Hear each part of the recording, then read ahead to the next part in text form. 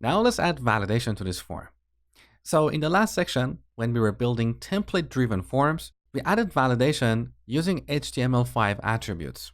So we had required, min length, max length, and pattern. Now, when building reactive forms, we don't use HTML5 attributes here. We assign validators when creating form control objects. So let me delete this here. Let's go to our component. So here in our component, we assign one or more validators when creating form control objects. So look at the constructor of the form control class. The first parameter here, which is optional as indicated by this question mark, is the form state, which is basically the initial value we set to this form control. Now here we can set an empty string because we don't need an initial value. Now look at the second parameter. It's validator. And once again, this is optional, as you can see with this question mark here. Now look at the type of this validator.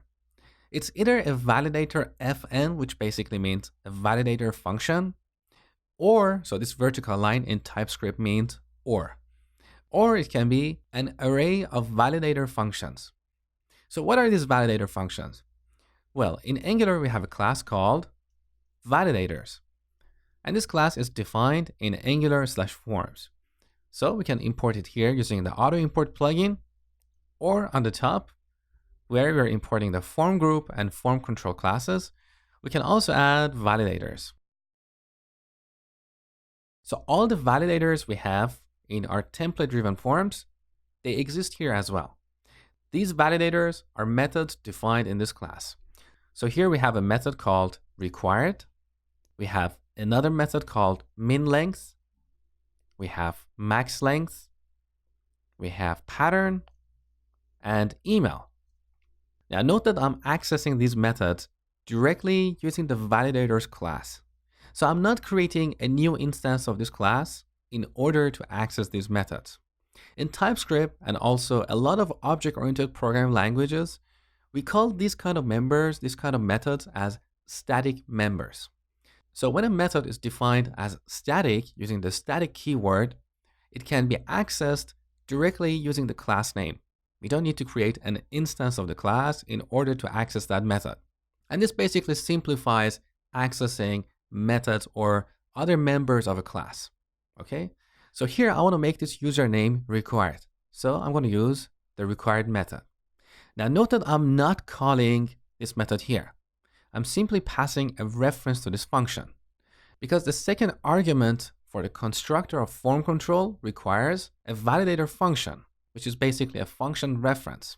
Okay, so this is how we assign a validator to a form control object. Now we can use the same approach with the password field. So we set the initial value to an empty string and pass validators.required.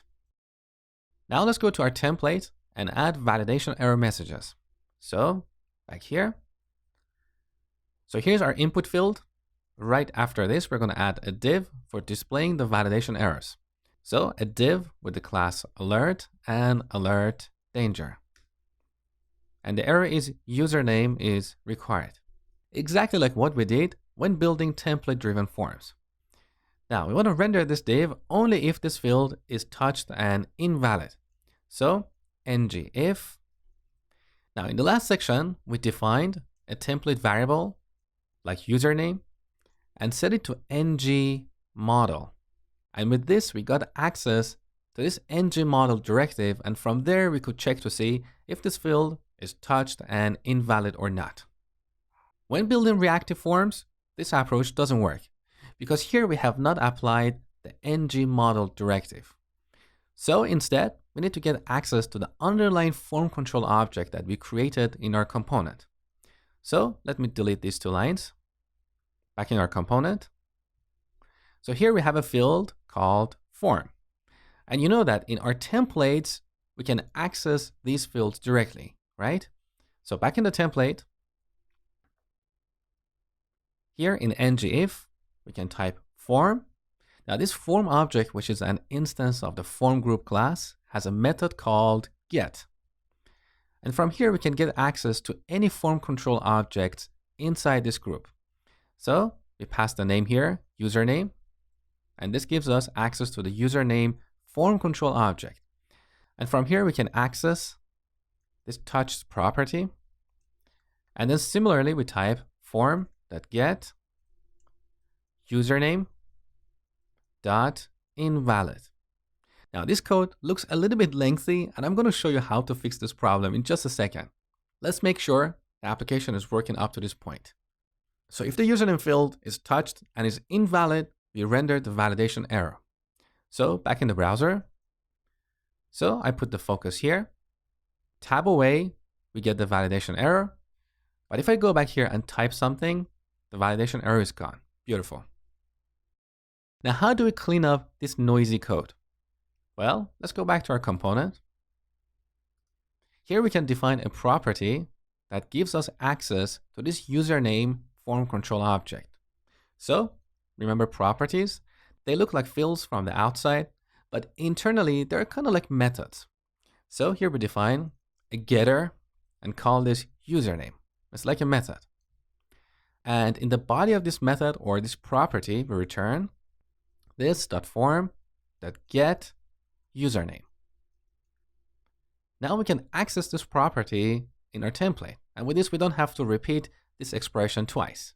So back in the template, I'm going to replace form.getUsername with the username property in our TypeScript class. And one more time, username. So to add validation to our reactive forms, we assign one or more validator functions when creating a form control object. And then in the template, we use a div to render validation error messages exactly like what we did in the last section.